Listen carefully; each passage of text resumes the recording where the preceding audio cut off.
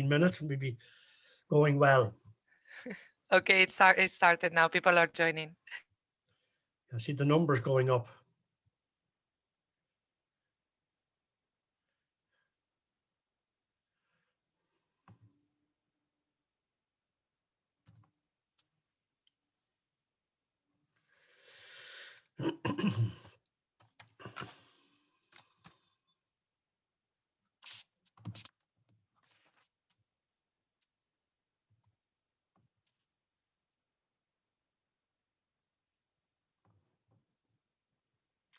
Okay, it seems to be slowed down for a bit. It's gaining numbers again as we see.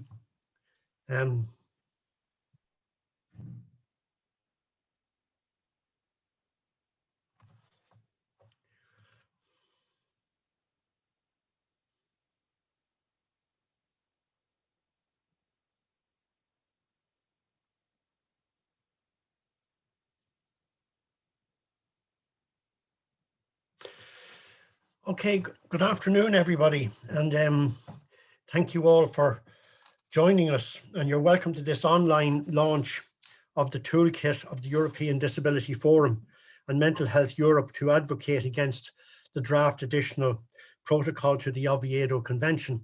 As you can see, my name is Pat Clark. I'm the Vice President of European Disability Forum, and I am delighted to open this event. But before we start, let me share with you some housekeeping rules. Firstly, this meeting will be recorded and will be made available in about 7 to 10 days through what you will get notification of this. We have international sign interpretation and live captioning is also available. You can pin the interpreter and you can find an additional link to captioning down in the chat box. And we thank the interpreters and captioners very much for their work today. If you have any technical issues, please use the chat box. The webinar, as I said, will be recorded and shared publicly. There will be 2 question and answer sessions, so please use the question box, and if necessary, use the anonymous option if that is your preference. If you tweet the event, please use our hashtag #WithdrawOviedo so our communication team can see it and retweet it. So let me get back to the topic for today. As you know, since 2014, the Council of Europe has been working on a draft additional protocol on the topic of involuntary treatment and placement of persons experiencing mental health problems. This protocol is very problematic for many reasons, because under the argument of creating legal safeguards, it actually legitimizes laws, policies, and practices of coercion in mental health. I've been involved in the discussions on this protocol since the beginning, and since then the disability movement and human rights experts have opposed its adoption for many reasons. But however, we have never been listened to. The Committee of Bioethics of the Council of Europe and government representatives did not listen to organizations of persons with disabilities, to persons with lived experiences, to human rights experts, to parliamentarians, and are not even listening to the growing number of voices in the medical community who are saying that coercion is not care. Forcing someone into hospital, locking them up, tying them to beds, and forcing medication, it is not care. These are human rights violations. We are having this event today to launch our advocacy toolkit, because if nothing is done, this draft additional protocol may be adopted later this year. In the first session, you will hear more details about the draft additional protocol and human rights violations. In the second session, we will share with you information and concrete tools to oppose the draft protocol and to call for an end to coercion in psychiatry. It is my pleasure now to pass the floor to Jane Buchanan, Deputy Director of the Disability Rights at Human Rights Watch, who will introduce and moderate the first session. I wish you a fruitful, and I'm looking forward to a fruitful discussion. Jane, you have the floor. Thank you so much, Pat, and hello, everyone. It's an honor to be here and to moderate this distinguished panel of human rights experts. So for this panel, we'll hear from these experts and then have 15 minutes for discussion, followed by a 10-minute break.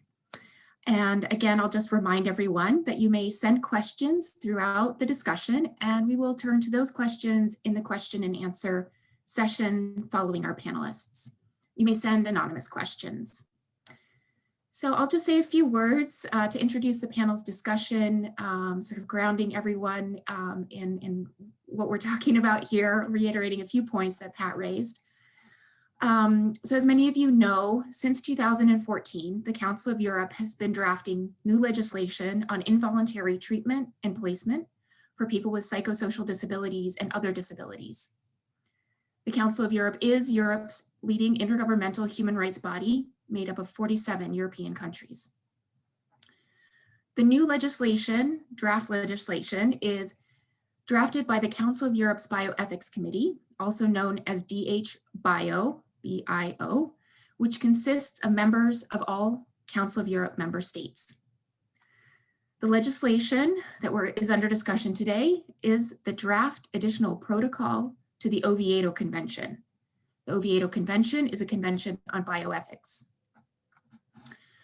This new legislation is dangerous, and it undermines numerous fundamental human rights guaranteed under the UN Convention on the Rights of Persons with Disabilities and other human rights instruments. These include the rights to non-discrimination, to liberty and security of person, the prohibition on inhuman and degrading treatment, and the right to health. This initiative is opposed by many, including users and survivors of psychiatry, organizations of persons with disabilities, other human rights and civil society organizations, the UN Committee on the Rights of Persons with Disabilities, the UN Special Rapporteurs on Health and Disability, as well as the Council of Europe's own Parliamentary Assembly and its Commissioner for Human Rights.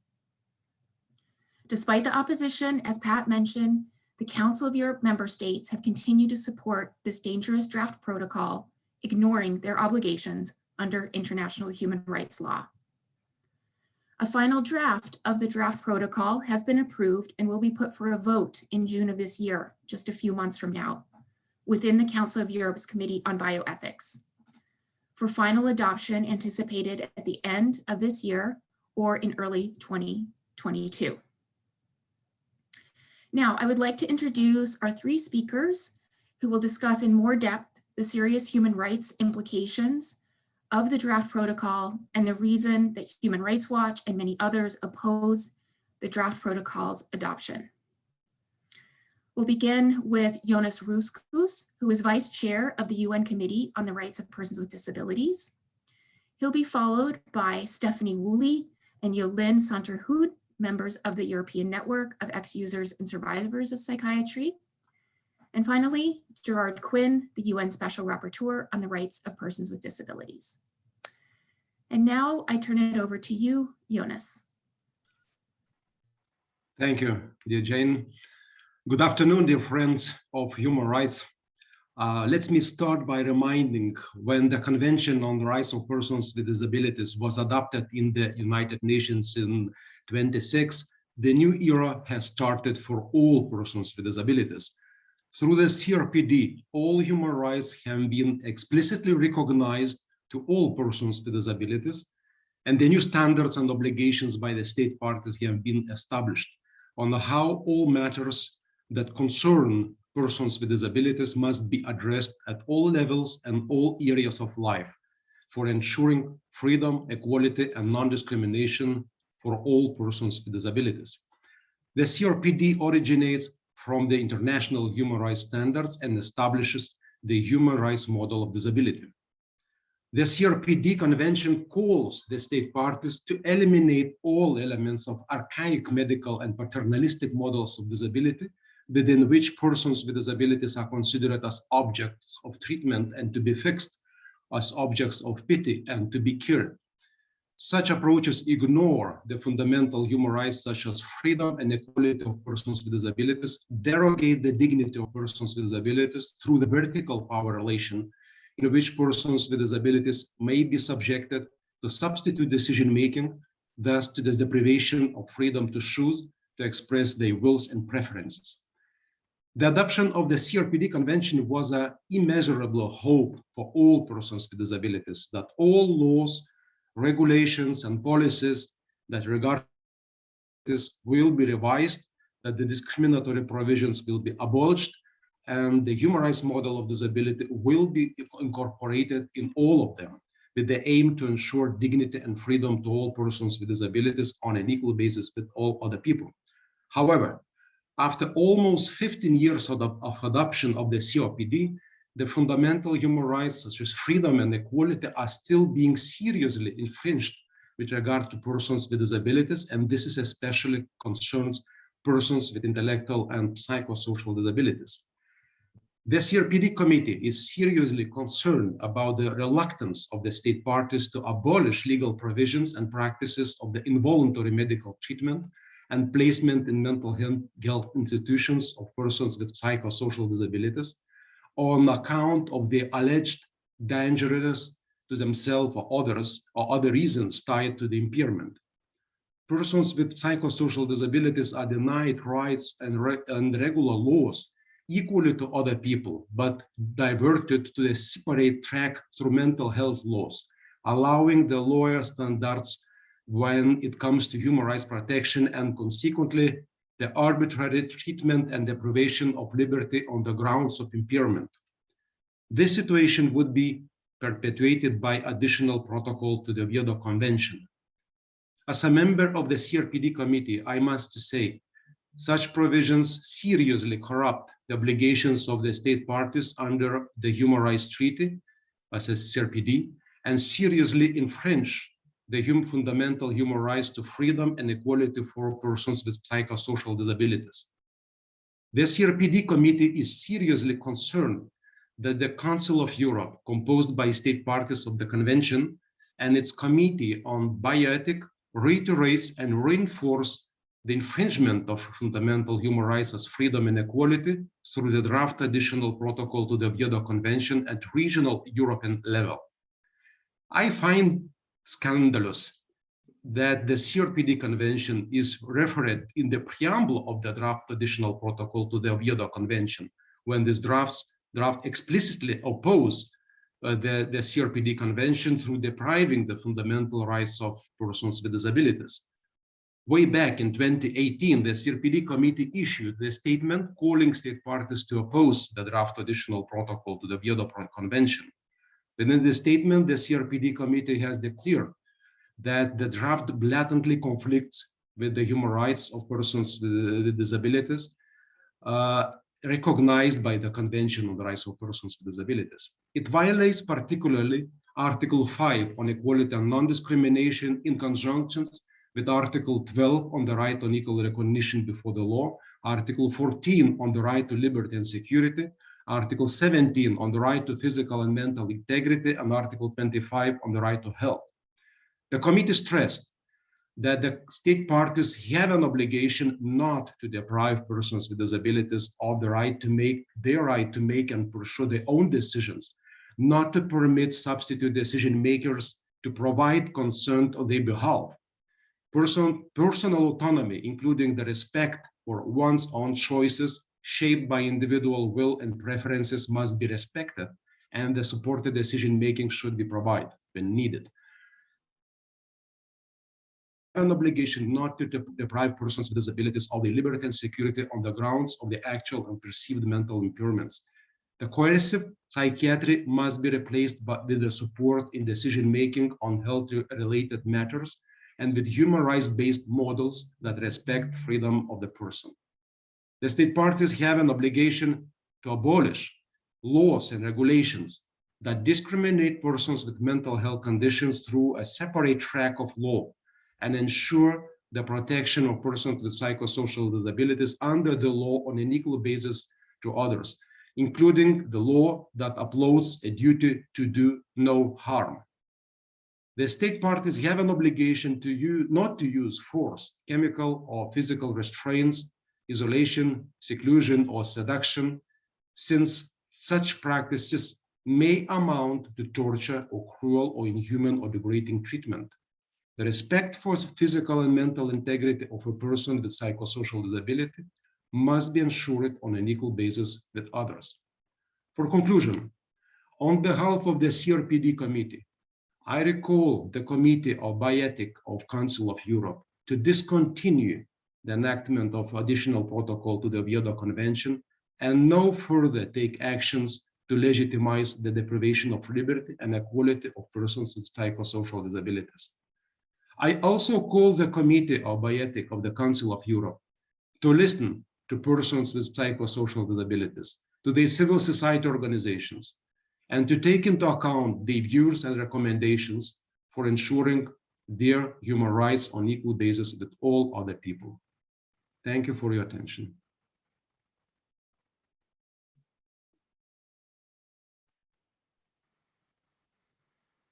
Jonas, thank you so very much for that, that important presentation and laying out some of the really key human rights issues. I'd like to turn the floor now to Stephanie Woolley and Jolien Santerhoed from the European Network of Ex-Users and Survivors of Psychiatry. Thank you, Stephanie and Jolien.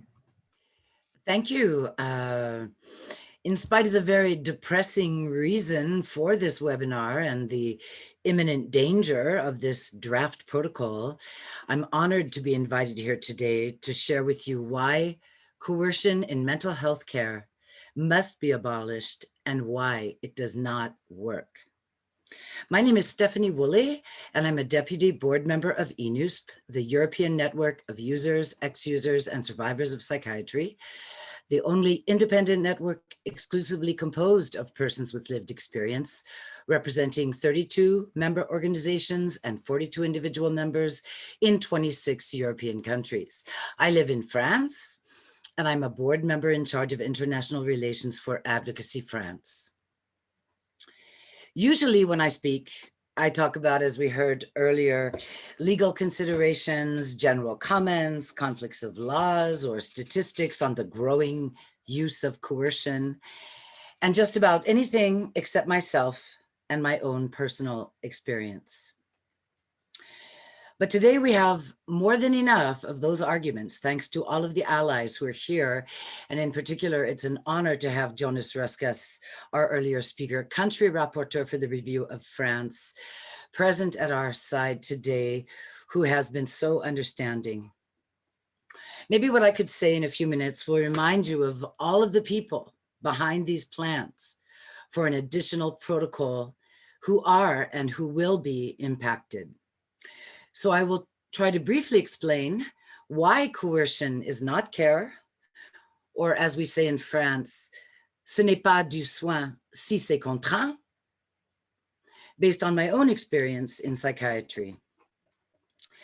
How is it possible for me to be taken away 3 times in my life for months on end by the police or the fire brigade in so-called developed countries at the request of a third party concerned, locked up in a rundown, decrepit psychiatric hospital, stripped, shot up with neuroleptic drugs, witnessing violence and even blood on the corridor walls, dragged by my arms and thrown into a seclusion cell with a mattress on the floor, a plastic pitcher of water, and a bucket as a toilet for days, tied down to a bed for hours, turned into a zombie or a new vegetable every day.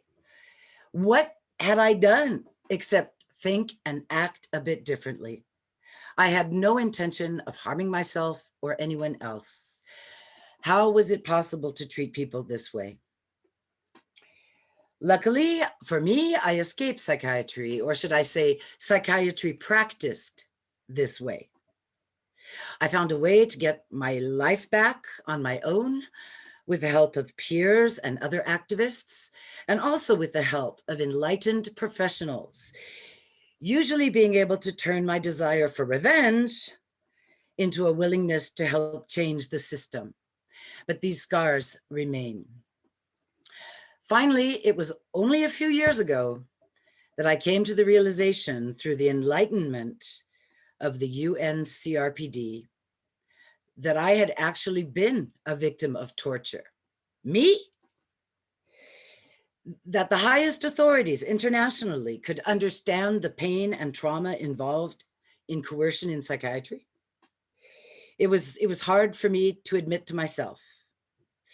With no choice, no alternative, no truly human rights-based care, this type of coercive treatment, which has become far too mainstream, is so often the norm and even grudgingly accepted by victims who feel and who are, for example, punished for attempting to commit suicide.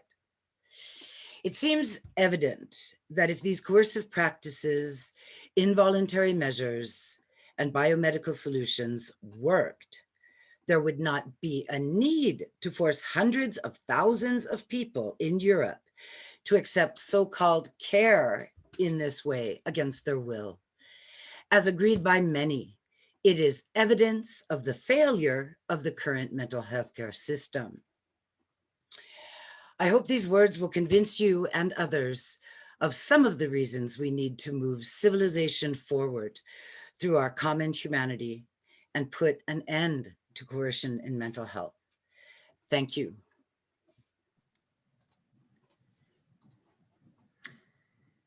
Thank you, Stephanie. I would like Jolene, to display, if possible, an illustration for Yolene's presentation, if I could share my screen.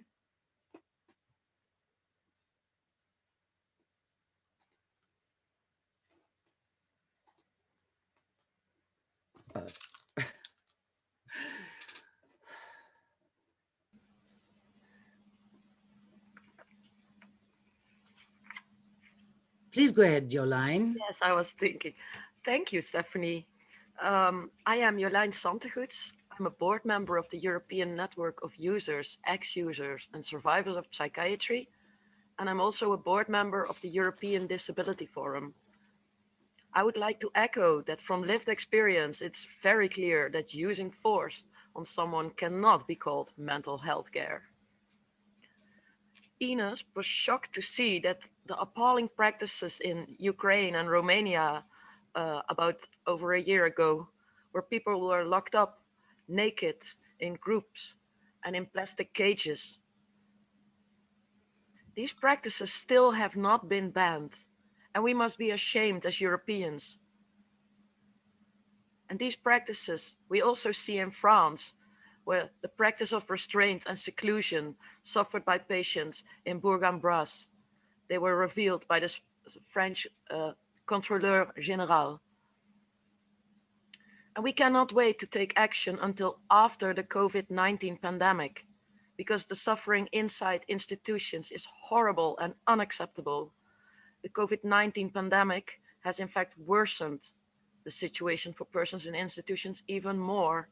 And the human rights crisis that already was happening in mental health care has actually doubled. We have a right to the highest attainable standard of health and of a good quality service. And for far too long, the absence of good services has been a justification for using coercion on people who actually need support. There is a gap in the system when it comes to certain human needs, and filling the gap with coercion can no longer be allowed.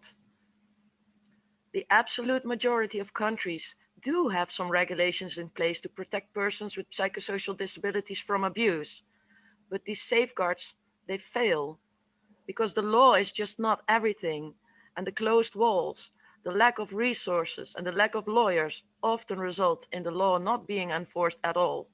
And there are many examples, like the situation in Romania and Ukraine, but also in Norway, where long-term restraints are being applied.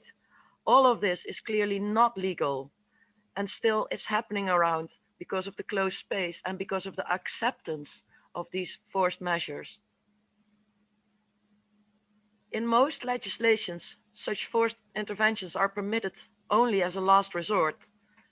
Still, once these words are written, it becomes a routine practice because it's easier and because often there's a lack of staff and a lack of resources in these institutions.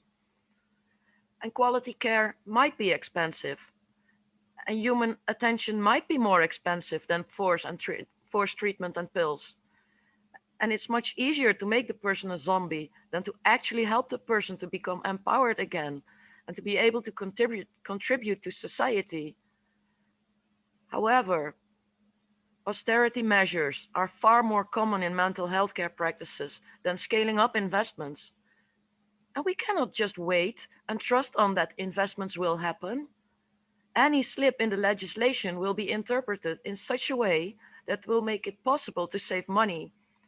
We should not create such slips because we really already have enough of them. And the Council of Europe, they should set rules that guide Europe to full human rights and the highest sustainable standards of health and availability of services of support. And what is needed is a moratorium on all forms of coercion in mental health care.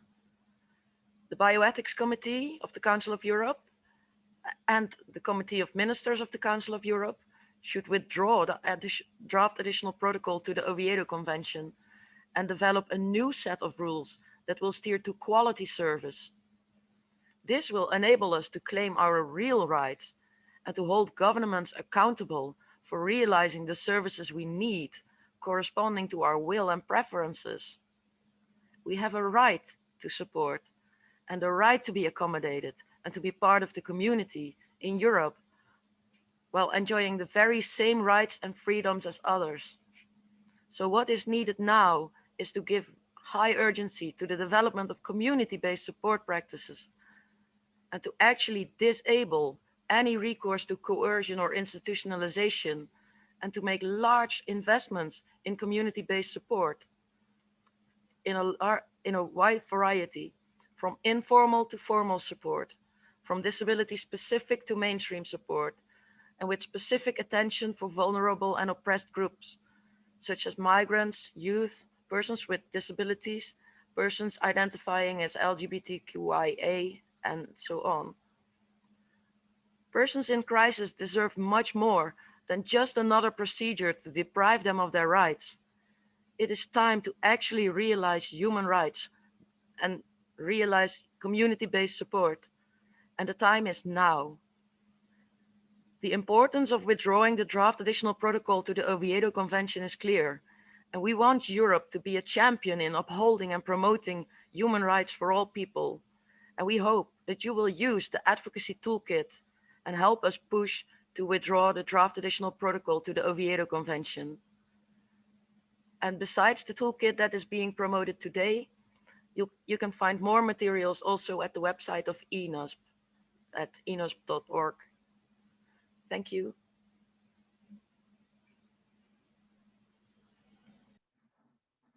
Elaine and Stephanie, thank you very much, both for sharing your personal experience and for bringing the angle of the essential need for community-based services and support as some of the keys to alternatives to these coercive practices that the additional protocol seeks to so-called regulate.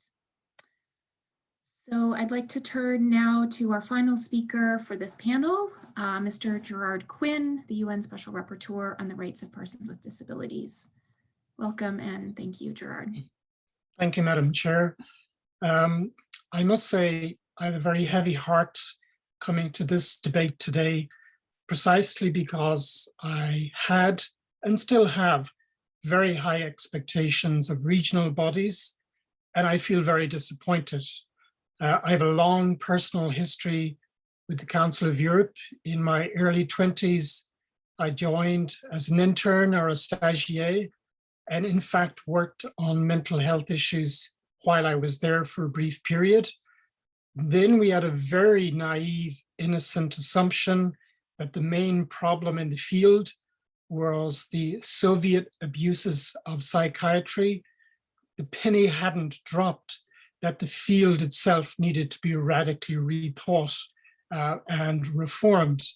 And indeed, I went on to sit on a treaty monitoring body in the Council of Europe on social rights, the European Committee of Social Rights, and I saw at first hand the extremely good work that bodies such as this treaty monitoring body could do for people with disabilities, but also for older people and others.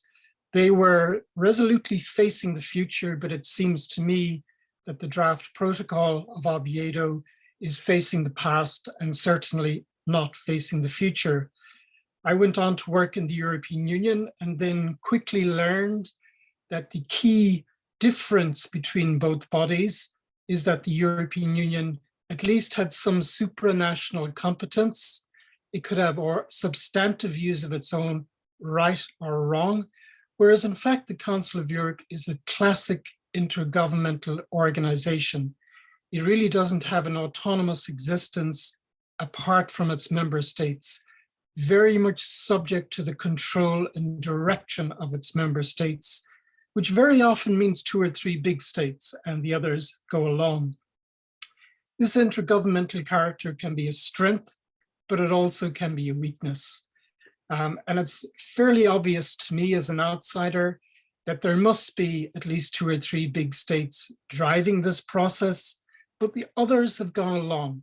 So the question remains, why? And I think there's an intrinsic bias within the system. It reflects the age of the organization.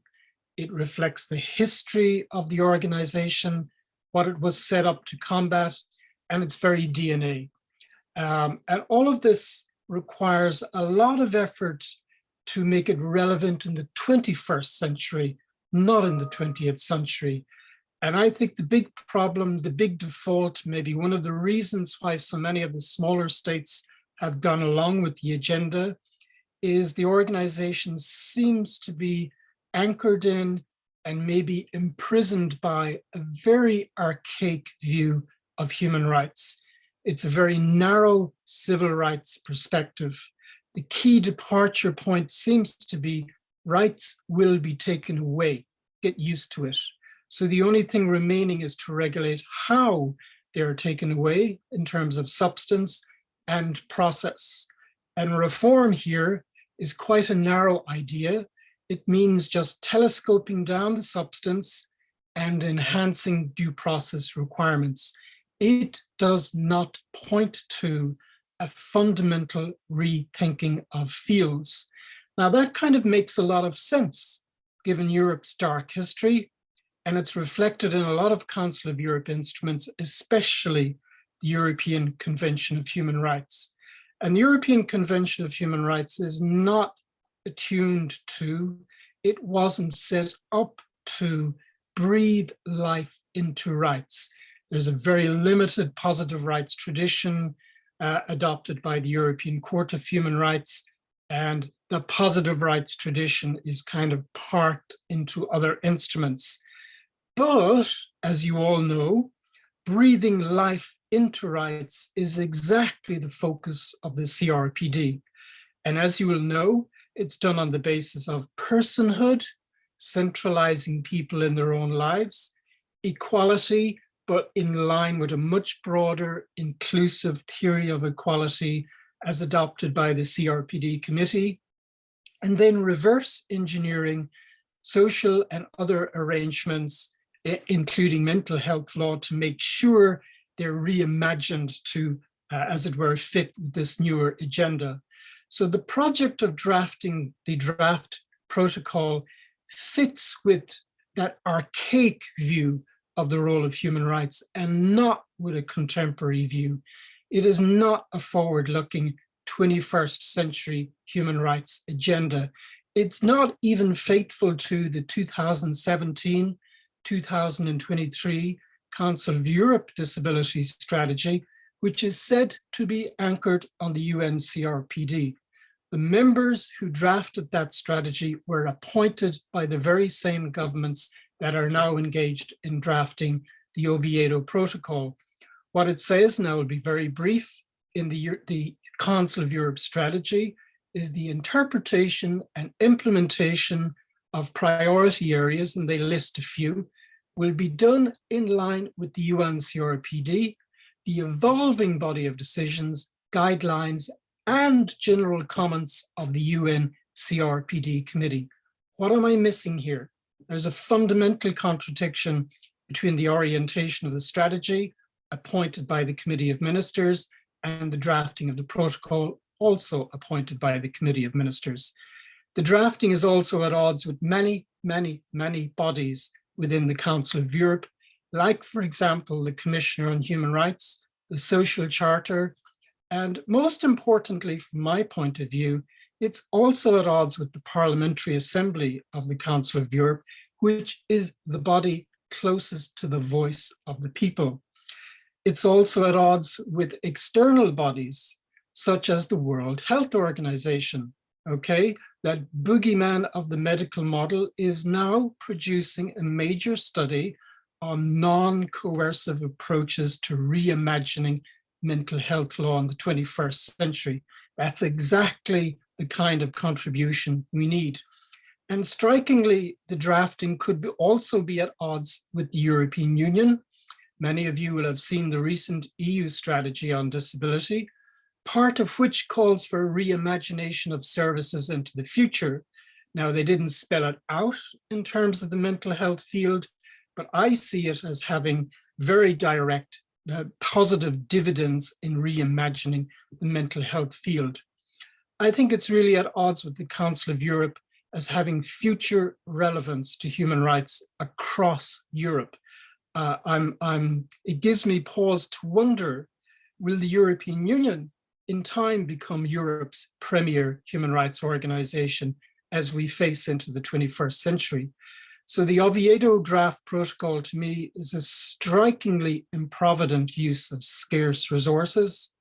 It needlessly makes the Council of Europe part of the past and not part of the future.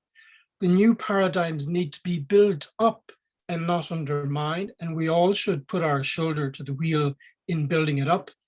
In any event, the protocol will widen the fragmentation of international law, and we cannot encourage states to ratify something that would further tear apart the fabric of international law. What I would ask the Council of Europe to do, along with Jonas and others, is to ask them to park the protocol, put it to one side, forget about it. Do a radical rethink about the role of the Council of Europe into the 21st century. Invite them to be part of the future and not to get left behind by bodies such as the World Health Organization and even the European Union. We need regional organizations as champions of change and not as resentful bystanders of the process of change. In short, I think we need the Council of Europe to reinvent itself as a body relevant to the 21st century. Thank you so much. Gerard, thank you so much for your presentation, and again to all of our speakers for all of your important analysis. And I would like to now turn to some of the questions that have come in. And I'm going to, some of them are, people are asking in some similar questions, things they want to hear about. So I'm going to try to group them a little bit for our panelists. So I think one of the first first important questions, and obvious one that we all want to answered is, how can this be going forward? Given this analysis from all of you, that the additional protocol violates so many fundamental human rights of persons with disabilities. So if someone wants to kind of give a little bit of that analysis, if you could, how the Committee of Ministers, the Committee on Bioethics, is justifying this additional protocol.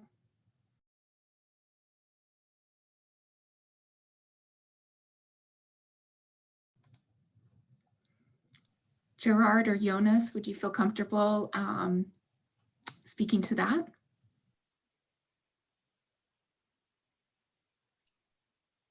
Go ahead, Jonas, please.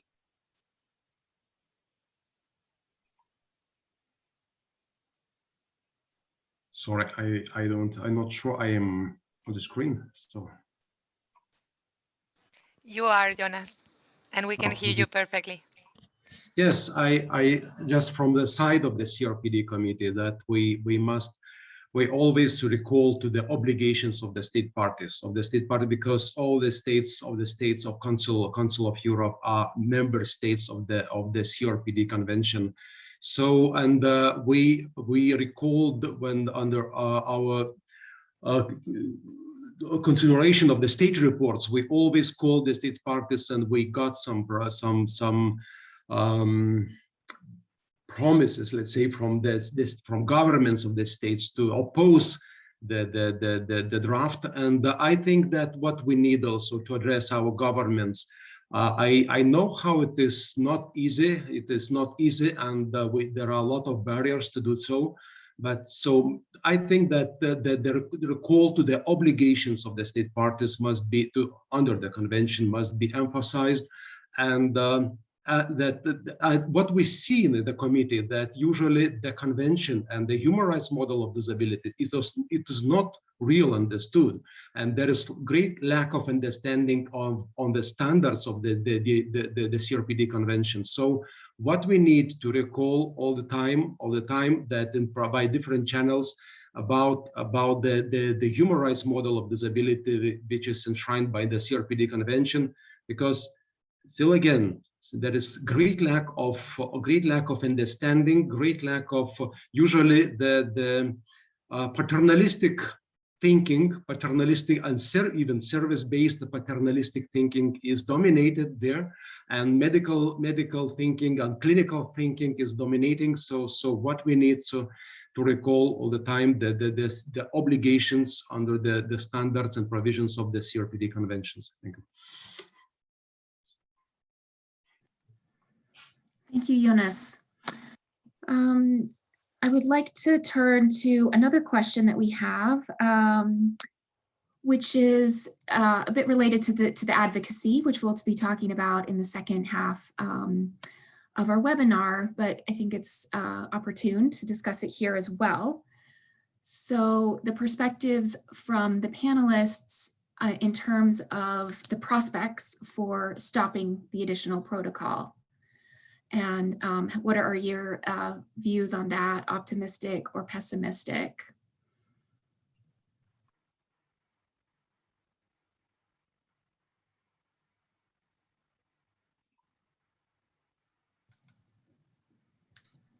Sorry, Jane, could you repeat? I was just busy reading the questions in the panel.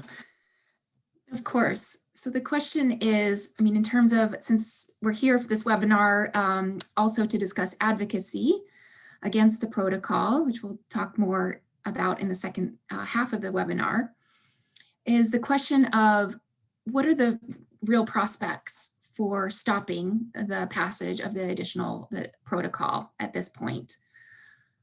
So we've heard many things about about its dangerousness, how it undermines all these human rights. It is moving forward this year quite quickly. So what are the views of the panelists in terms of stopping it, and maybe some of the best ways that we can think about our advocacy to stop it? Stephanie, please go ahead. Thank you. Yes, very important question, and it's also related to why this is still going on. As Mr. Ruskus said, I think it is a lack of understanding, and having been many times now in Strasbourg, in Brussels, thanks to European Disability Forum, and having lobbied with you, Jane, and Human Rights Watch in a fantastic way, we can see through the profile of these DH Bio members that they basically have this way of looking at things, of not even accepting, quote, mental illness as a disability. They are mainly psychiatrists, legal experts in forensic medicine, as well as a few other fields, but there is not even a list of the members of the DH Bio Committee of the Council of Europe available on the Council of Europe's website. For us to lobby them, it has been extremely difficult, as you can imagine, even if they serve at the pleasure of their states. And there has been some going back and forth, thanks to the pressure from the CRPD committee during the reviews. A few European states have maybe backed off a bit, ratifying. But as we saw, the permanent representatives appointed by the states in Strasbourg at the Council of Europe are often not aware themselves of this conflict with the UNCRPD. And all I hope is that we can continue with our lobbying and be successful as we were 10 years ago when the Council of Europe had another retrograde idea of issuing a protocol to deny voting rights of persons with psychosocial and intellectual disabilities. And we were successful at that. Let's hope we will be successful this time around. Excellent. Thank you, Stephanie, for that, that perspective and positive outcome from a big advocacy initiative. That gives us a lot of hope. And I think you raise a really important point, is that in terms of the expertise and knowledge of some of these people, are many of them who are involved in the drafting of the additional protocol. There have been concerns about their human rights background, experience, and knowledge, and certainly knowledge of the UNCRPD. All right, I'll turn to some other questions here. So this is more of a technical question. I'm not sure if our panelists are prepared to answer it. So the question is, could a state ratify the additional protocol, but place a reservation on articles related to involuntary treatment? And it gets at the question of the fact that parts of the additional protocol, in response to some of the advocacy, do support and encourage states to use alternatives and good practices. Now, of course, our advocacy has said that is not enough. You can't try to kind of fix this additional protocol with inclusion of some good practices or encouraging states to follow that, as well as continuing involuntary treatment and placement. So the question is, would it be possible for states to kind of have it both ways, ratify this, but then say we're not going to use coercive measures, we'll just look at the positive aspects?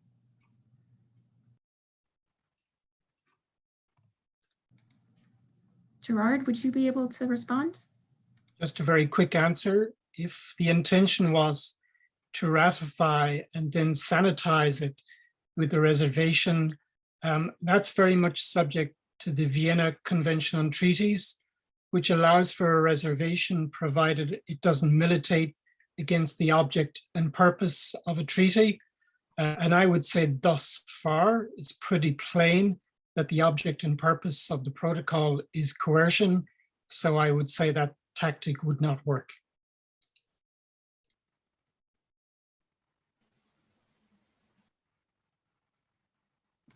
And can I say something? Please go ahead, of course. Yeah, I think it's also about the paradigm that cannot be united, because to use coercion, it is not protecting human rights. It's actually taking rights away. And this is fully based on the incapacity approach, the idea that somebody needs to be locked up and that would be better for the person and society, which is just a fundamentally wrong view. And for example, the new chair of the DH Bio Committee said last week that persons with psychosocial disabilities could become a danger to themselves or others, and then they needed protection, and to protect their lives was more important than the right to health and liberty, etc. So they argued that locking persons up would be a perfect way of, or would be a way of upholding human rights, and it's just fundamentally wrong. And if you cannot see that, then there is a problem. I don't think it can be united. You really have to be clear on this. That's what I wanted to say. Excellent, thank you. Yes, so the point basically that this protocol, even as the drafters have tried to redeem it somewhat, in and of itself, it is not rights respecting and in no way should move forward.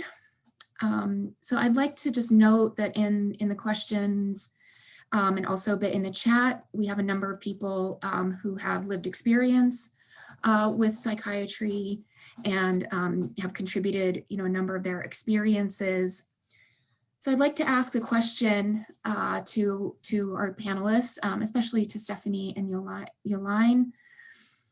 How do you feel about the Council of Europe's effort to include the perspectives and voices of people with psychosocial disabilities and other disabilities, those with actual lived experience with these coercive measures into the drafting of the additional? Can I respond? I have been Please to do. many of those meetings with the bioethics committee, and they were actually very frustrating because they invite you to speak. Then you have to fundraise for yourself to get the resources to go there. You manage all of that. You prepare yourself, you come there, you make a statement on human rights, and then they don't listen and they just proceed with whatever they are doing. And despite the opposition coming from all of civil society, it's so disrespectful. If we invested so much in this, and this is going on for so many years, and we are trying as volunteers to contribute something good to the development of human rights, and we get nothing in return. And it has made me cry many times. It has been very frustrating. And for example, when you engage with the CRPD committee, you actually be heard. So it is possible to be heard and to be respected, and to see that the Council of Europe is failing, and also the European Court of Human Rights so far has let us down. It's really hard, but I think very slowly we are making little steps of progress, but we need to speed up. Yes, Joline is right. It's very hard to fight against this, particularly with the mentality and attitude we've experienced. As I said earlier, a bit quickly, it's hard to believe that European citizens do not have access to the contact details of the members of their DH Bio committee in Europe, at the Council of Europe. I mean, what is this, some kind of cabal? We have been laughed at, actually. We have tried to stand strong, and I cannot thank our allies again enough for supporting us on site, for supporting us with lobbying, because it is only together. And why not with the general public? Why not with all of you here today at this webinar, that we could really change the course of human rights in this area, in Europe and in the world. It's really an important turning point.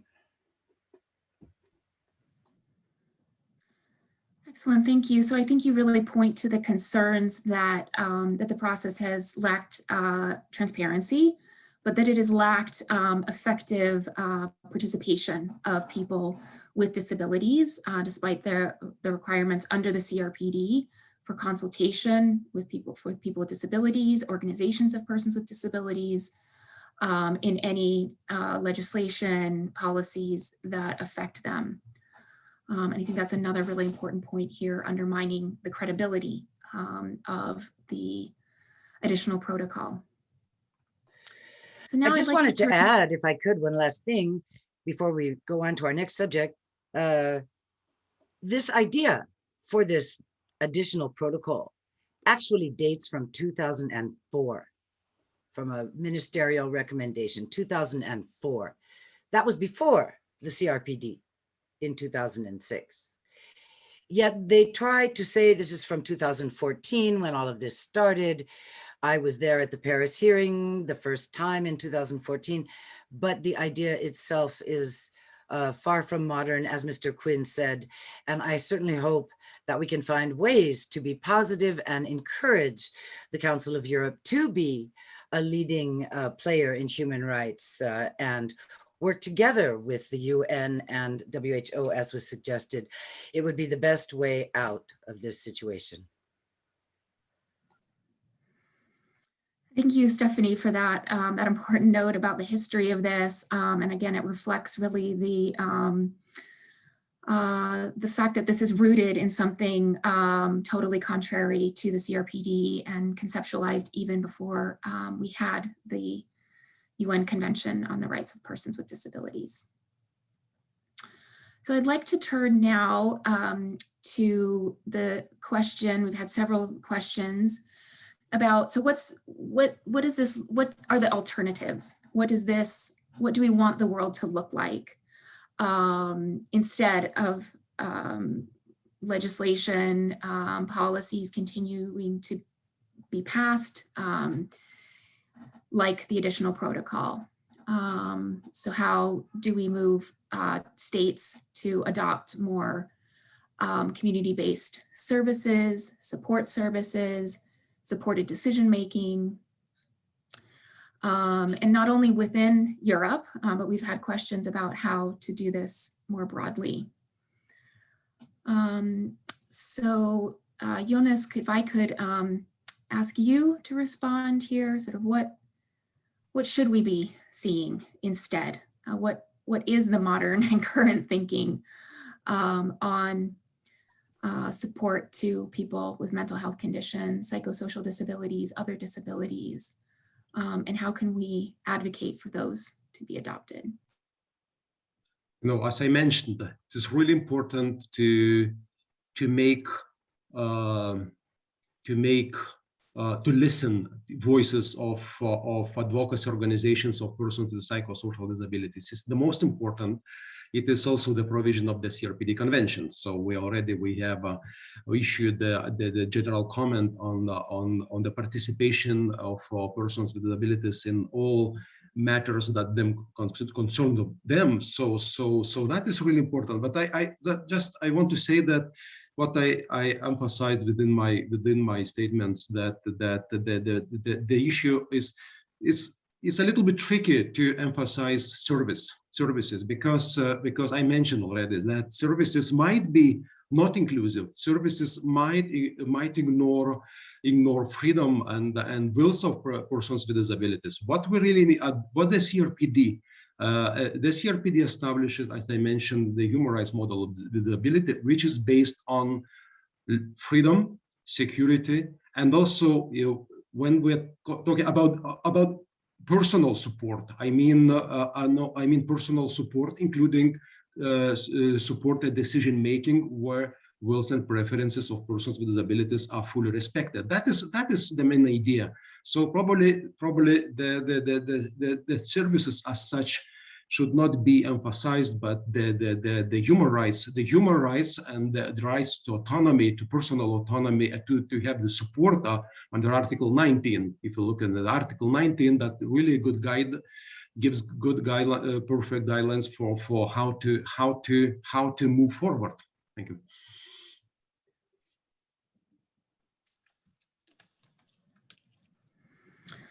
Thank you. I mean, I would push a little bit more on this particular question, because so often states, and I'm sure all of you have encountered this from your various positions, states, because they have not taken the correct pathways and initiatives to be fully respecting of these human rights, they're often asking how can we ensure supported decision-making? How can we move away from coercion? So are there ways that you're communicating some of these, more practical pieces to states? And how can we be doing that more as advocates?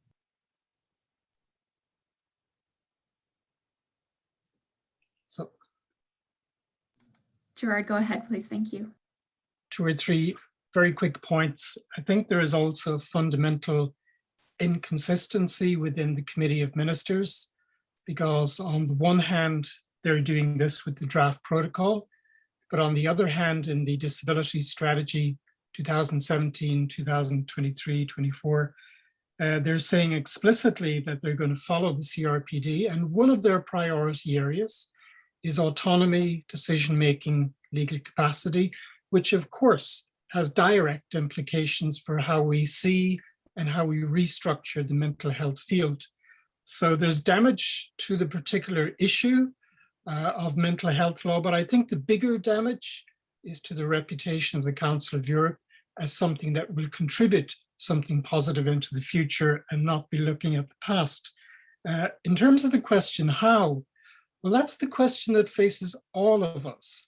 And I think even though we don't have clear answers on everything, that should not stop us moving forward.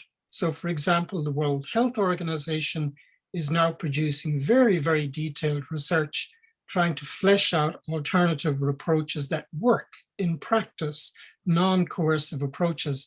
That's what the Council of Europe should be putting its effort into, not refining an old model whose time has come and gone, but helping us all to build up the new model. Thank you so much.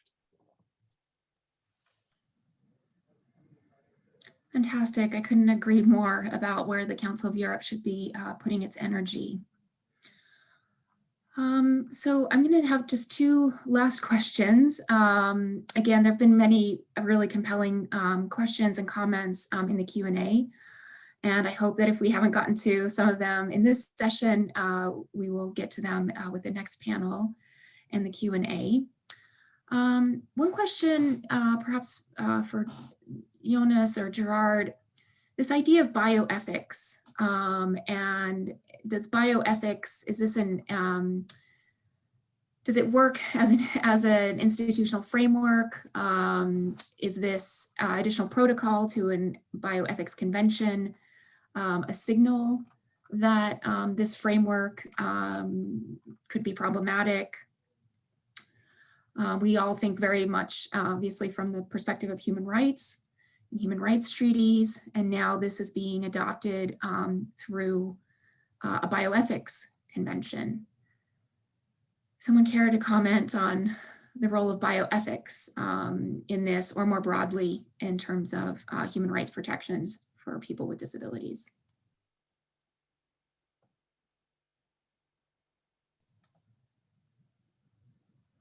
Jonas, I don't know if you've encountered this with your work in the CRPD, or if the CRPD has confronted this in other contexts. Yes, just a moment. Yeah, you know, so just we only can expect that the committee will hear our call, will hear the CRPD standards, will understand and will be aware about the CRPD standards.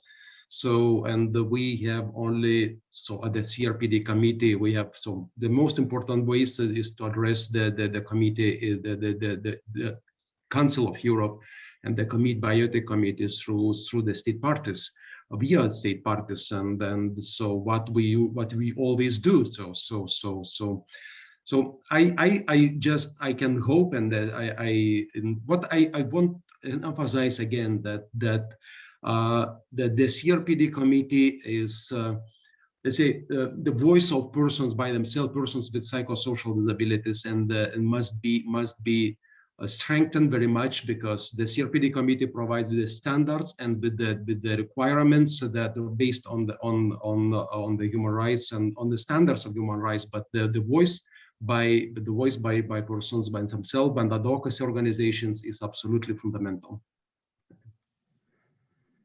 Excellent, thank you, Jonas. And I think that's a really important point to end on here, which is the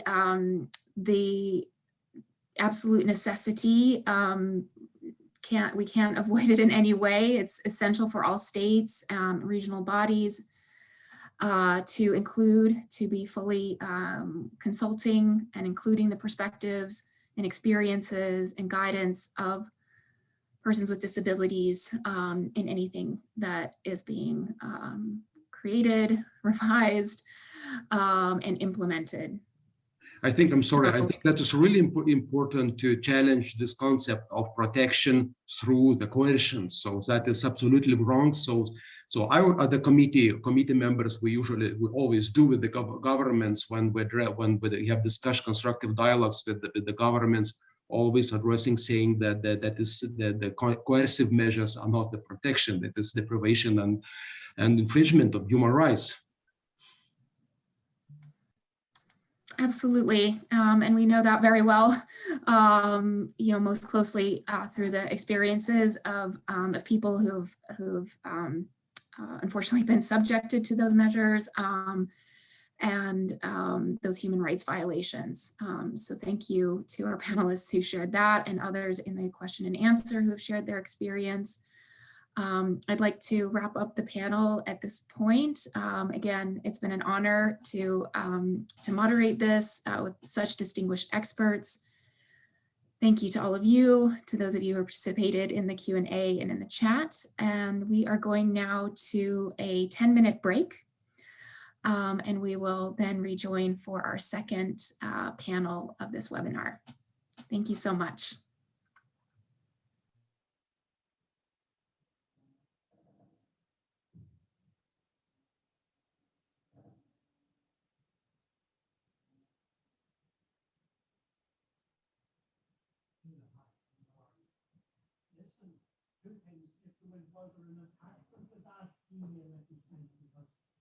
Forwarding it, it didn't come through. There was nothing on the wall.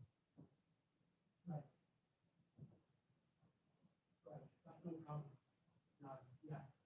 Anyway, look, I've been trying to chase off this.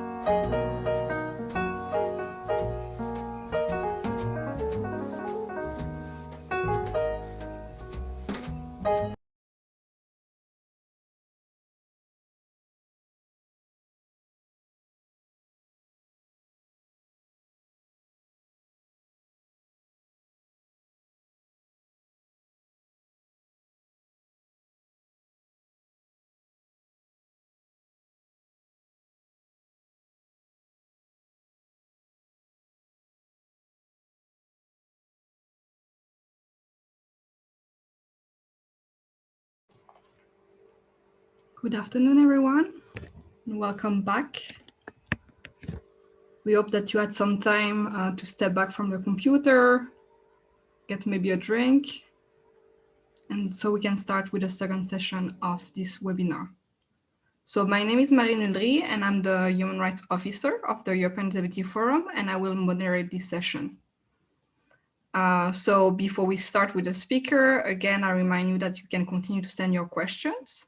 There were quite a lot of questions, so if we don't manage to answer everything, we'll try to follow up by email, and you can also use our own email address to follow up with us. And we'll also try to address some of the questions that were sent during the first session. So you heard in the first session that there are many issues posed by the draft additional protocol to the Oviedo Convention. And the purpose of this second session is to refocus on action that we can take all together to prevent the adoption of this document and to raise the awareness of government on the fact that, as we heard, that coercion is not care and that we need to move to a CRPD compliant system. So to better understand how to advocate, we will first look at the decision-making process within the Council of Europe. So what are the different steps before such a protocol being adopted? And then we'll have a presentation on the EDF Mental Health Europe Advocacy Toolkit. So first, we are very pleased to have Stephen Allen. Stephen is the co-executive director of Validity Foundation, and he will start by walking us through the decision-making process in the Council of Europe. So Stephen, the floor is yours, and I will also stop sharing the screen so you can show your presentation.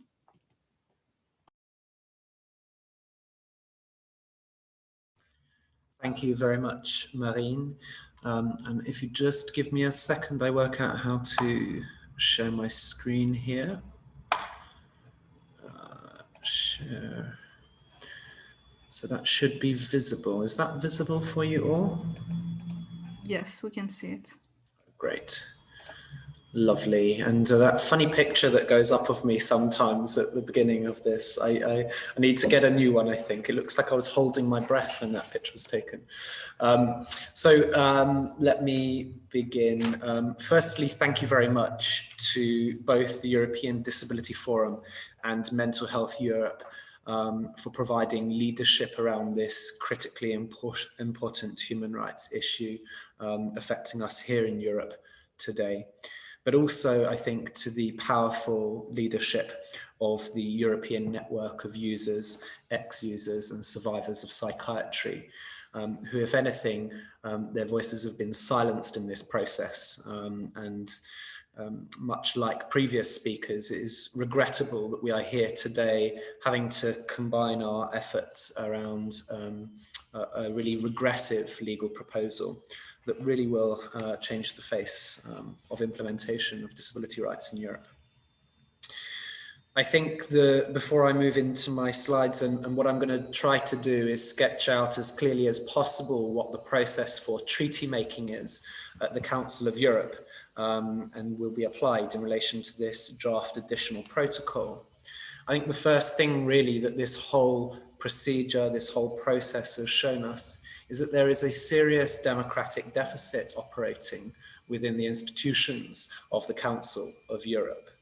And you'll see why that becomes a significant issue as we look at the process for the adoption of this treaty, much of which is likely to take place behind closed doors without the involvement of the general public, without the involvement of persons with psychosocial disabilities. And I think we've got to ensure that our advocacy messages demand strengthening of the democratic aspects of the institution. I'm also going to speak from the perspective of an organisation that has a large docket of cases currently before the European Court of Human Rights, including on behalf of persons with psychosocial disabilities.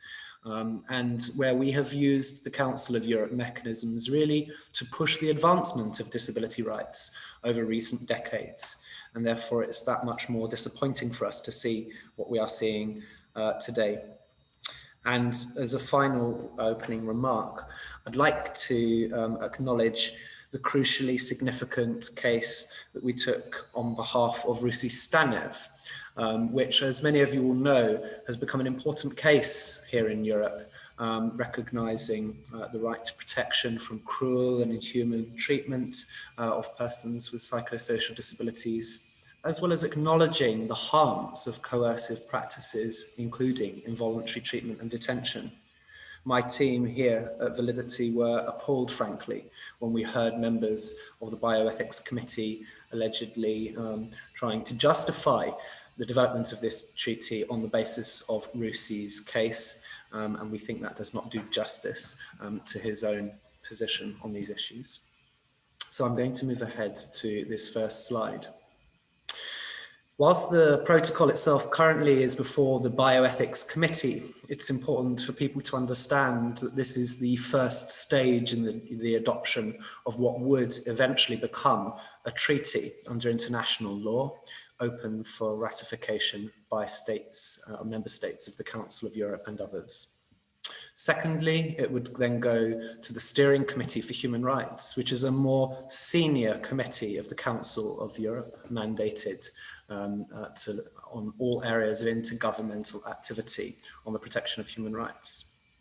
It's only after these first two stages then it would go to the Committee of Ministers, and I'll explain a little bit about what that process looks like, following which, if it's adopted, it would then be opened for signature and ratification by Council of Europe member states. I note here that there is another institution engaged in this process, which is the Parliamentary Assembly of the Council of Europe. However, throughout this entire process, their role is restricted to one of pretty much an advisory or an informal capacity, as they are not actually decision makers in the treaty making process at the Council of Europe. I hope these slides could be shared perhaps because there's a lot of information that I've tried to put on this. But I will just point out a few aspects of what is happening at the present stage at the Bioethics Committee. This is a specialized body only working in the field of bioethics. But to address a previous comment, bioethics are not distinct from human rights. Indeed, under the Council of Europe framework, bioethics are a component of the Council of Europe's human rights framework. So it's not a separate or a distinct entity. But this body is comprised of membership of member states across the Council of Europe who are all supposed to have the highest possible rank in the fields of bioethics, legal, medical, and scientific aspects. And the reality is that most of these, as colleagues have previously explained, are doctors, medical practitioners, as well as representatives of bioethics councils. Now, the process around the Bioethics Committee is that in general, the principle is that they must adopt all proposals by unanimity. And there must be at least 2/3 of the members involved in a meeting when they do that. They do have a fallback option, which is to vote if there is no consensus. And this particular procedure may end up being engaged in this case, because we are aware of some states who have been expressing some dissent to the process going forward. At their last meeting in November, they resolved, not unanimously, but they resolved to hold a formal vote to adopt the draft of the protocol. The next meeting is scheduled this coming June, following which, if the protocol is adopted, it will go to the Committee for Human Rights, the Steering Committee for Human Rights. So in terms of our engagement with the Bioethics Committee, it's crucial now to express the maximum levels of dissent that are possible. This committee is getting prepared at this point either to adopt unanimously or by 2/3 majority vote the protocol. We must, in our advocacy arguments, point out that there is not unanimity on this subject. We can call on those members dissenting to raise proposals to reject the draft or to stop any further work. We should all be requesting the opportunity to address the committee in June, and although this is not a right, I think it would be beneficial for as many of us to do that as possible. And crucially, we really need to make a lot of noise and publicity around this session, so it cannot happen, as has been previously the case, that decisions get adopted in secret. Following this, it will move to the Steering Committee for Human Rights, and this Steering Committee is a much more senior body of the Council of Europe, not restricted just to the area of bioethics. It operates across all areas of human rights, and indeed it is the supervisory body of the DHBio. It has a specific mandate to supervise that entity from a human rights perspective. So this is not purely a medical perspective, but very much so from a human rights perspective. And the membership of this are much more legal practitioners, representatives of ministries of justice and foreign affairs, often the same people or similar departments that will be dealing with, for example, the United Nations. This is a much more formal body. They do take votes on the basis of 2/3 majorities as well. And their next meetings, each of their meetings are arranged by a Bureau of States. The next Bureau meeting is this May, following which they have a plenary session on June the 16th to 18th. Now, that will be just 10 days after DH Bio has what is expected to be the adoption of the protocol. I suspect, because of the timing, it will not make it onto the agenda of this next plenary session of the Steering Committee for Human Rights. And so it's more likely to be, as you'll see here, at the 95th plenary session, which is scheduled for November. I think even at this stage, it is worthwhile to begin addressing members of the Steering Committee for Human Rights. This is a relatively small area of the mandate of that group, and I suspect that many of the committee members will not yet have engaged substantively with the items that have been addressed here. But it's critical that they are aware of the levels of opposition that there are. And this may force votes that halt the process going forward. And critically, any countries in DH Bio that dissent should also be addressed directly in the Steering Committee for Human Rights. Now, I expect I'm probably already quickly running out of time, so I'm going to move to the third stage. And the third stage, essentially after those two, is when a proposal, having been accepted by the Steering Committee for Human Rights, would go to the Committee of Ministers, or more properly, deputies of the committees of the Committee of Ministers. And this will be the point at which a decision is made as to whether it becomes a treaty. Now, this group meets on a constant basis. So every month, at least once a month, there is something known as the Rapporteur Group on Human Rights, which meets under this framework. And this would be the body that would scrutinize the protocol and, if necessary, accept it. Again, the process here is very formal. It requires a 2/3 majority vote for adoption of proposals, although there is argument here that we can use that such contentious proposals should be adopted through the unanimity procedure. This is an unknown quantity at this stage, but we wouldn't expect extensive evaluation of the substance of the protocol at this stage, although theoretically they can decide not to proceed with a proposal that has been put for the committee to turn into a treaty. I addressed here earlier also, and very briefly, that the Parliamentary Assembly of the Council of Europe does have a role, but this is pretty much a scrutiny type role. This is a role in terms of making statements, but there really is no formal role for PACE in the treaty making process.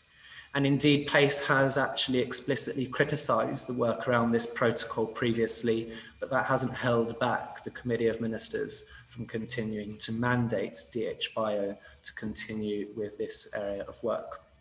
I've set out here 3 potentially relevant committees that could be addressed, one of which being the Committee on Legal Affairs and Human Rights, which has its own subcommittee on human rights, a second in the area of social affairs and health, and the third on equality and non-discrimination. And actually that body has a subcommittee on disability.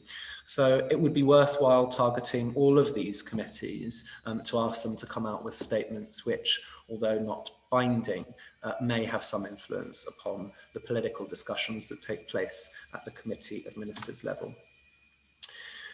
Finally, I mean, if the Committee of Ministers does go forward and decide to adopt this protocol, it will become a treaty under international law, but it won't come into immediate effect. 5 ratifications would be necessary, with at least 4 member states of the Council of Europe having done that. It can only be ratified by those states which have already ratified the actual Oviedo Convention itself.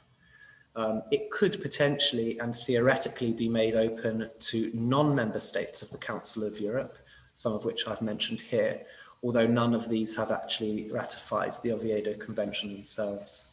And so even if the protocol is adopted, my point here is that continuous advocacy will be absolutely essential, because it is not a foregone conclusion that this will come into force if there are not enough member states that ratify it. The final body I'll address very briefly, and this is a separate procedure, but the European Court of Human Rights has also been engaged in aspects around involuntary treatment and coercive practices concerning persons with psychosocial disabilities. And that last year, DH Bio did something quite strange and asked the European Court of Human Rights for the first ever time to interpret a substantive provision of that Bioethics Convention, Article 7, which concerns the protection of persons who have, quote, a mental disorder.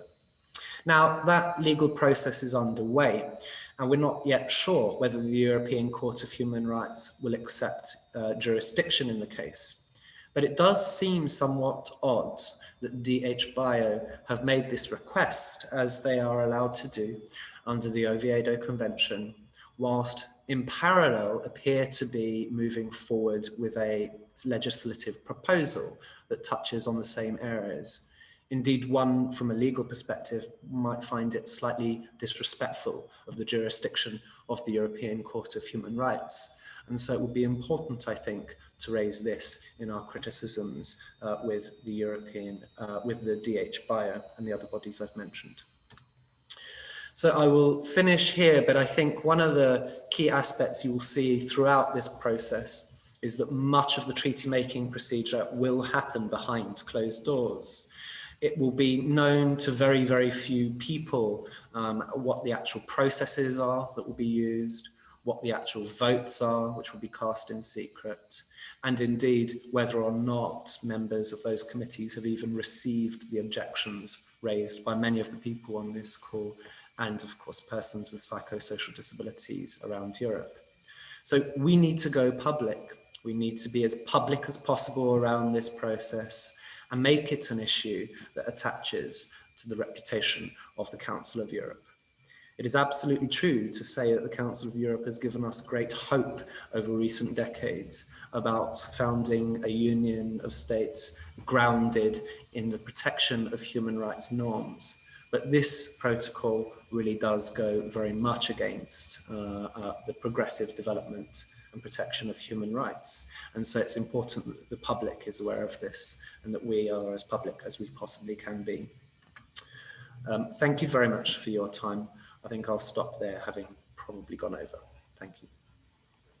Thank you very much, Stephen, for this very complete overview of the process, and also for mentioning the opinion to be adopted by the European Court on the Oviedo Convention. So we know that it's a lot of information, so we'll definitely share the slides with all participants afterwards by email.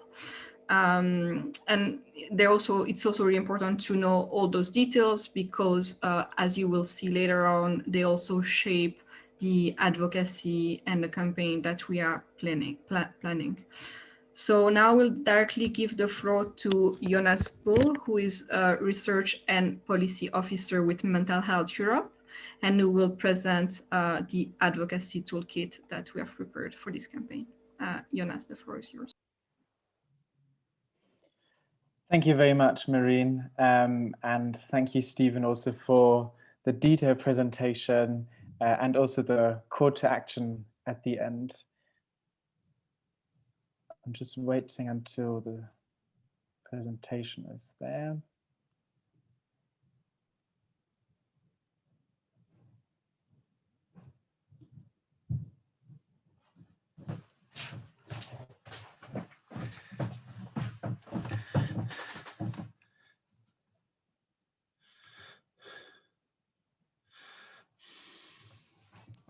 I think you can start. I think the laptop just froze, but I will fix that. So feel free to start already. Wonderful. Okay. Well, once again, thank you so much. I think today's discussion shows the importance to keep addressing our disagreement with the work that is done around the draft additional protocol. And as Pat Clark mentioned in the opening remarks, but also by all the many other wonderful panelists today, the fact that the draft is about to be finalized and possibly put to vote in June by the DH Bioethics Committee this year shows the importance to action. Action that is no longer focusing solely on the level of the Council of Europe, but actually crucially begins to engage with stakeholders on a national level and across the 47 Council of Europe member states.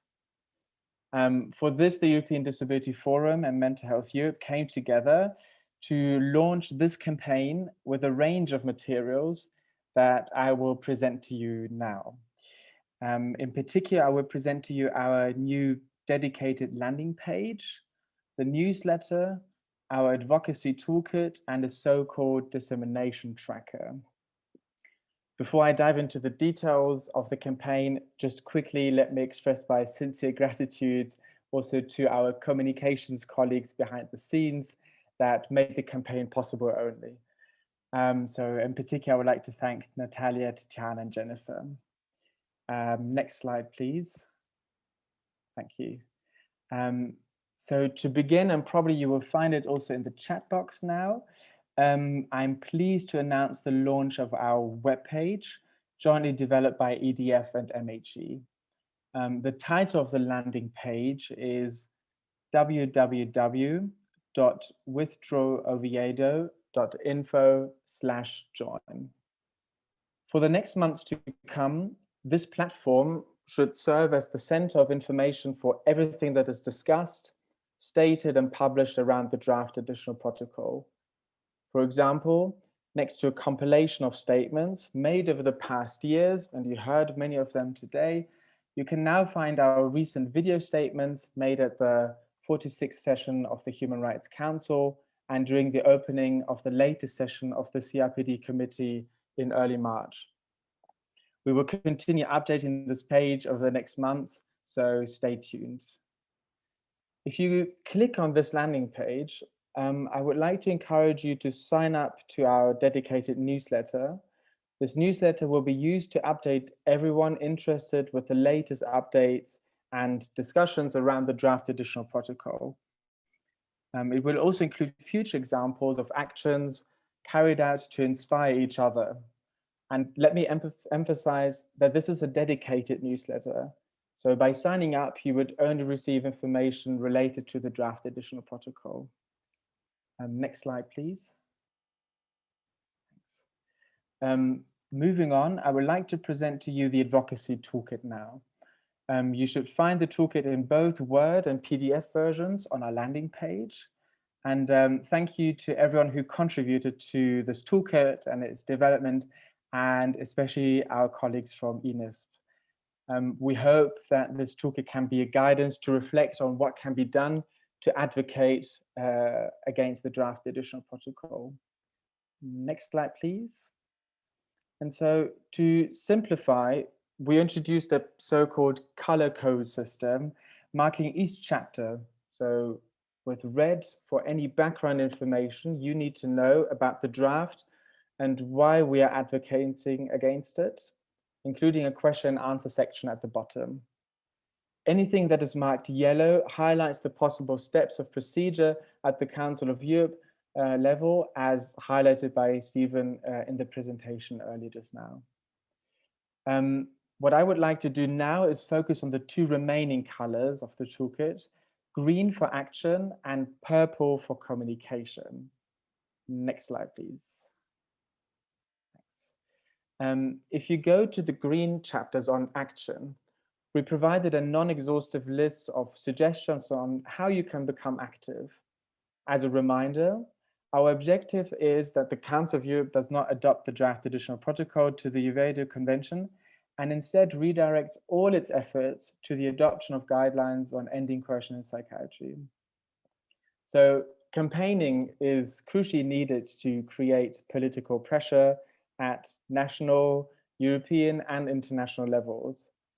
It could be useful to create a coalition in your country to advocate against the draft additional protocol and also request your country to ask for its withdrawal.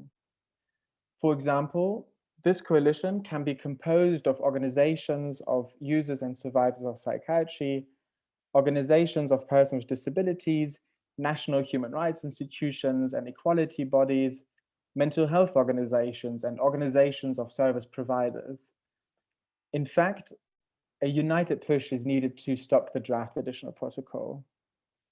And one idea of action could be contacting your president, prime minister, and relevant ministries, taking into account the established connections that each coalition member could contribute with. And so for this, we have prepared a set of sample letters that you can simply download, include your organization details, and send to the respective stakeholder. On a more general level, depending on what stakeholder you are, whether you are an individual person, an organization representing persons with disabilities on a national or European level, if you are a provider of mental health care services or mental health professionals advocating to ending coercion, an international UN body, a national human rights institution or equality body, or a member of national or European Parliament even, you will have different entry points of action at different times. For example, some bodies and organizations have the possibility to join DH bioethics meetings and meetings of the Human Rights Steering Committee, either as participants or observers. And also for this, we have provided more details in the toolkit. Next slide, please. Moving to the purple color and communication, we suggest using social media, for example, Twitter and Facebook, to reach out to the policymakers and share your opposition. For this, you could use the hashtag #WithdrawOviedo and the tagline, "Coercion is not care." You can also contact journalists and offer writing an article about the draft additional protocol and coercion in psychiatry. Another idea is to create a dedicated webpage in your own language and with your own position, statement, and tools for advocacy. And please let us know if you need any help with this. So to conclude with the toolkit, this will remain a living document. At this stage, as Stephen highlighted, we only have knowledge of the upcoming step at the DH Bioethics Committee and the meeting in June. Whether the draft passes the committee will influence our advocacy options. And so finally, I would like to show you the dissemination tracker. In the next months, it will be of crucial importance to know and monitor the discussions that are taking place on a national level and with which stakeholder you were in touch with, and also to know at what time you reached out to them. For this, we established a so-called dissemination tracker that you should be able to find on the landing page and in the chat. In other words, anytime you decide to be active in the campaign, please make use of this form to let us know more about the activity. Through this, we at EDF and MHE can better monitor, oversee the national discussions across the 47 Council of Europe member states. And of course, all the information provided will be treated confidentially and not be shared with anyone else. On the other hand, however, if you wish, we hope to stay in touch in the future and use some of these examples in our newsletter to inform and inspire others. Next slide, please. Thank you. And actually, these are all the points I wanted to make for now. Please feel free to have a look at the landing page and the different tools. And I would just like to conclude by saying that this campaign is just starting. So we'd be happy to have any further ideas, reflections from your side to further shape this campaign. Please do not hesitate to reach out to Marine and myself to discuss how you could and how you would like to become active on a national or European level. And as a final word, do not forget to sign up to the dedicated newsletter. Thank you very much. Thank you very much, Jonas. So please give me 30 seconds to then go back to the other PowerPoints for the Q&A parts.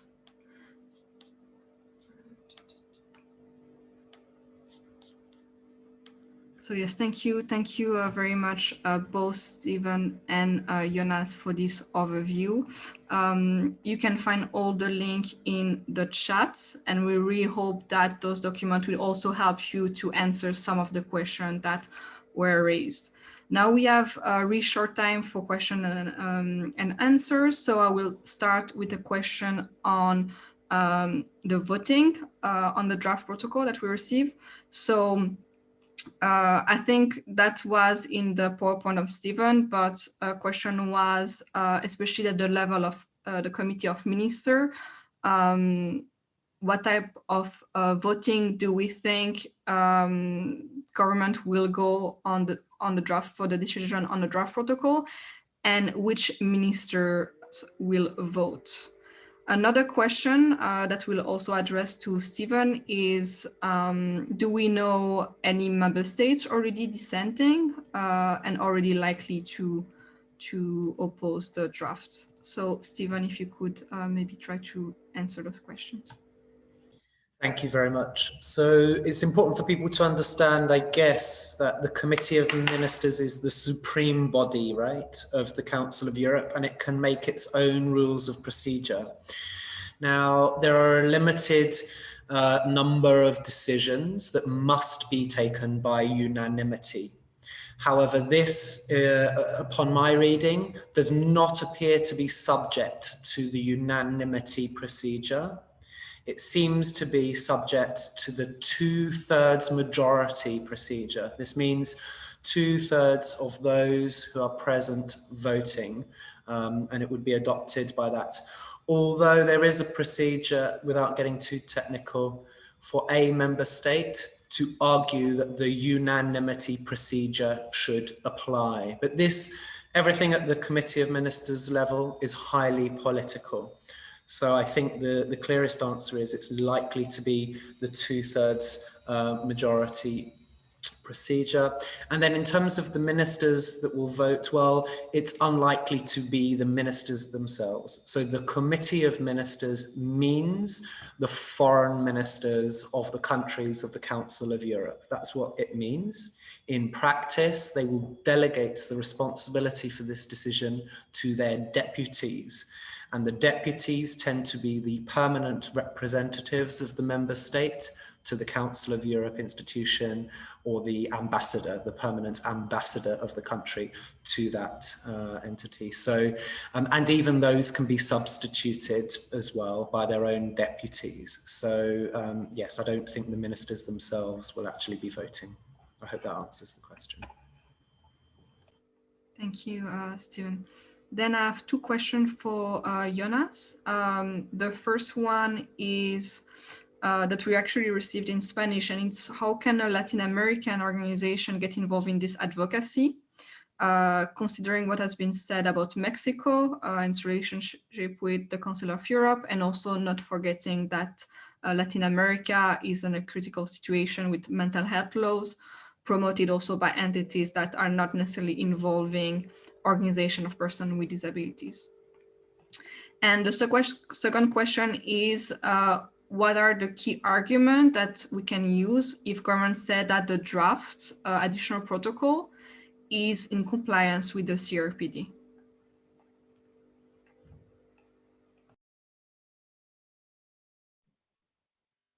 Okay, I'm wondering if anyone of the other distinguished panelists would like to take the second question.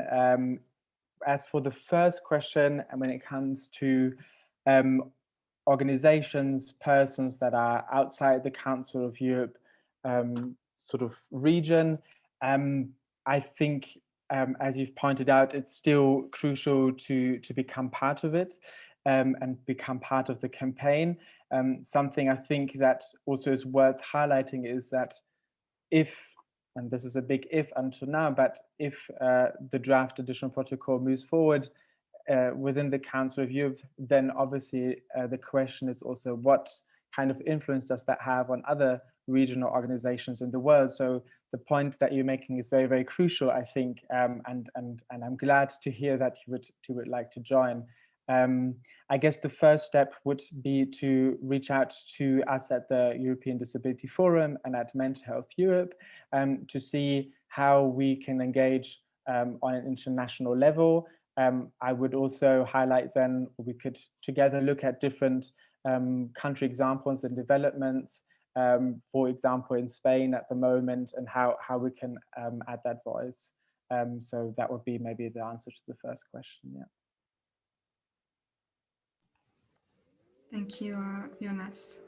So I don't know if Jonas Ruskus or maybe Jer Quinn want to reply the second question, which was, what can we reply when states said that the draft protocol is compliant with the CRPD? It is not. You must say it is not compliant with the CRPD, and that was at the beginning of today's session. I told it, but that is fully not complying with the Oviedo protocol. The draft protocol is fully an opposite, and so there is no way to say any way it is compliant. So despite it mentions in the draft mentions in the preamble that it is referring to the CRPD convention, that it is not right. So it is wrong. So it is no way. And we have, and there are.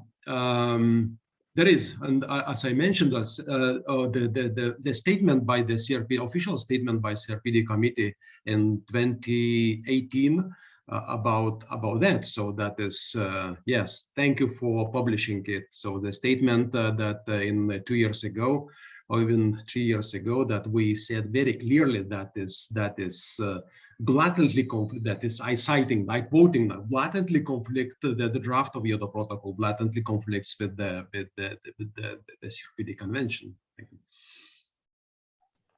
Thank you very much for this really clear reply. And that's reminded me a discussion that we had also in Strasbourg, and what we replied was, well, only the CRPD committee can say whether the draft is compliant or not, and the committee actually was really clear in that statement in 2018. So we would recommend to then go back to this statement from the CRPD committee. If I may, even more, every time when we consider the state party reports by the state parties of the Council of Europe, we always and orally, verbally, and in our concluding observations, we always call the state parties, and very firmly, I would say, very firmly, and raise questions whether the state party, the government, will oppose. And we have had some, and it is mentioned that in this statement that some governments promised they will oppose, and some not. For example, we had 1 week ago, we have Estonian government, and they did not, they were, let's say not really hearing us, and we saw very explicitly that government is not aware about that, and that the draft conflicts with, very seriously conflicts with the CRPD convention, and so it is official. So, but thank you to Jolene for sharing the statement again. No, it can't be any other interpretation about that. Thank you. Thank you very much. And I think we're actually gonna end the second session on this because we're running out of time. There was a few questions about whether we'll provide a summary of this webinar. So as we said at the beginning, it is being recorded. This is going to be published in around 10 days, and we can also publish with it a short summary on what has been discussed. We also hope that you can find many of the answers to your questions in the toolkit. And as Jonas said, also feel free to be in contact with us, to sign up to the mailing list, because we might also organize an advocacy meeting where we can have like a more interactive discussion. And I think that's it. So at the end of the webinar, we will also provide in the chat a link for a survey. So please, if you can, take the time to fill it out. And now for the closing remarks, I will ask Olga Kalina, who is the chair of INUSP, the European Network of Ex-Users and Survivors of Psychiatry, to take the floor. Thank you, Olga. Thank you. Good afternoon. I'm Olga Kalina, chair of the European Network of Users, Ex-Users and Survivors of Psychiatry. It is an honor to make the closing remarks for this webinar.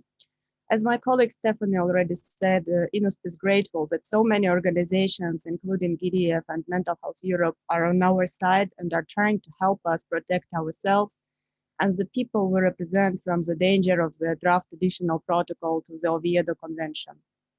Apart from being chair of INUSP, I have many years of experience of being a member of the National Prevention Mechanism in my country, Georgia.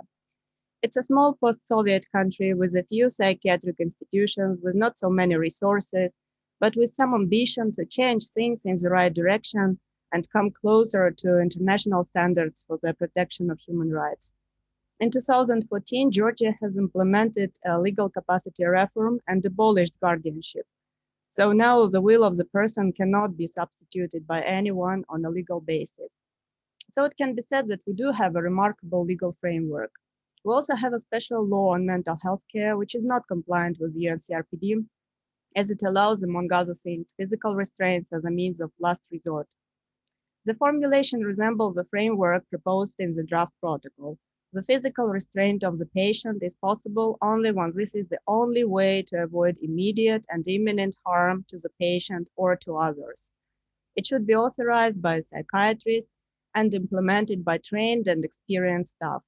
Many countries have similar provisions in the laws.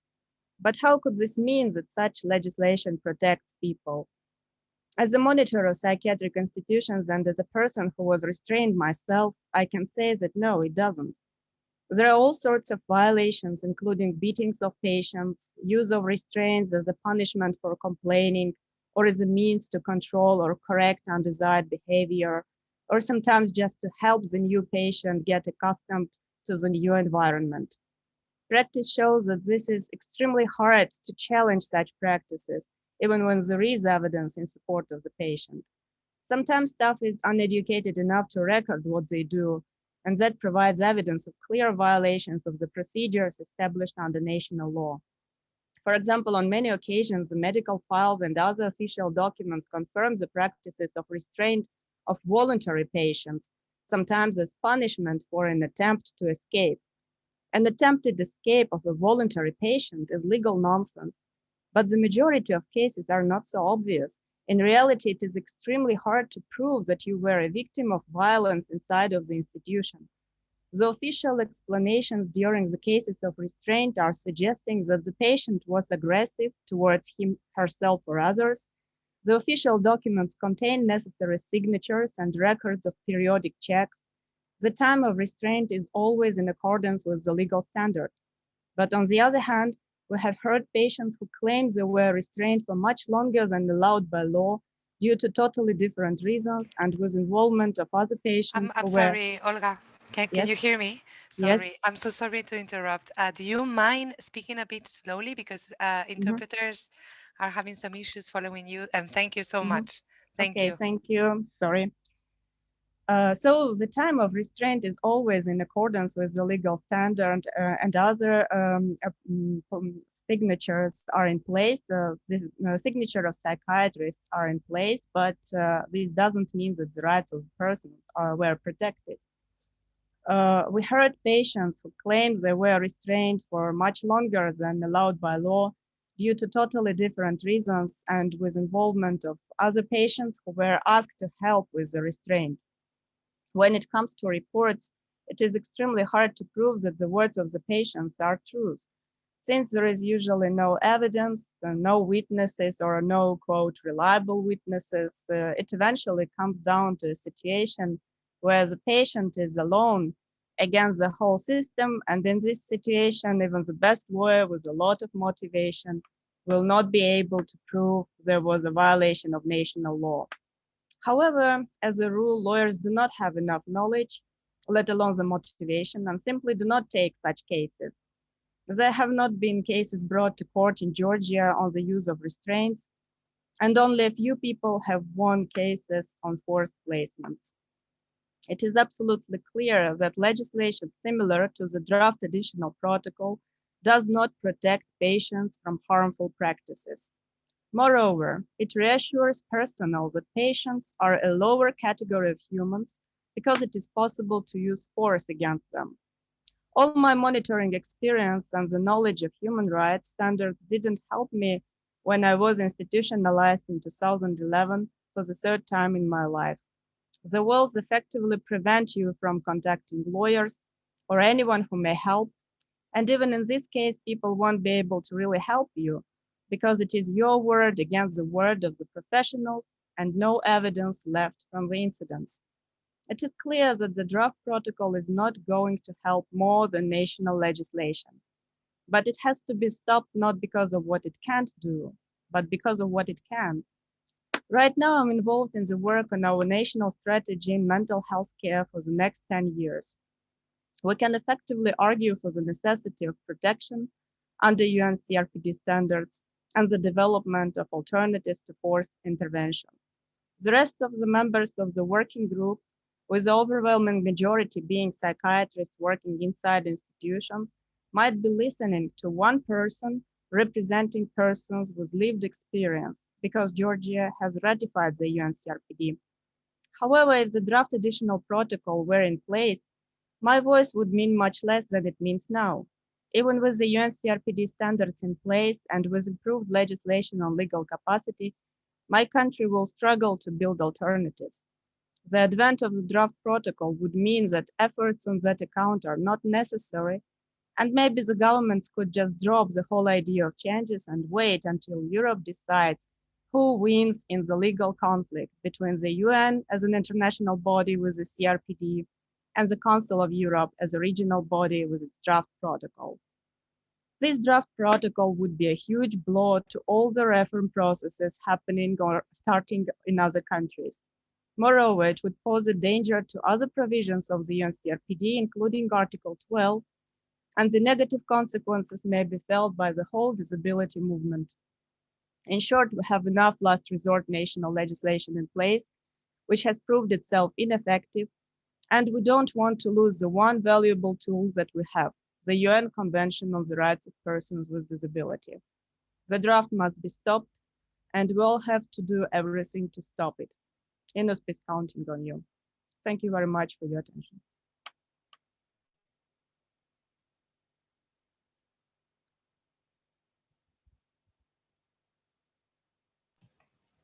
Thank you very much, Olga. And as I mentioned, now it's the end of this webinar, and you can find in the chat the survey, and we will also send you by email the link and all the information from the speakers. Thank you very much, everyone, and thank you to the organizer, Raquel, for the logistic, our captioner and interpreter, and of course, all the panelists.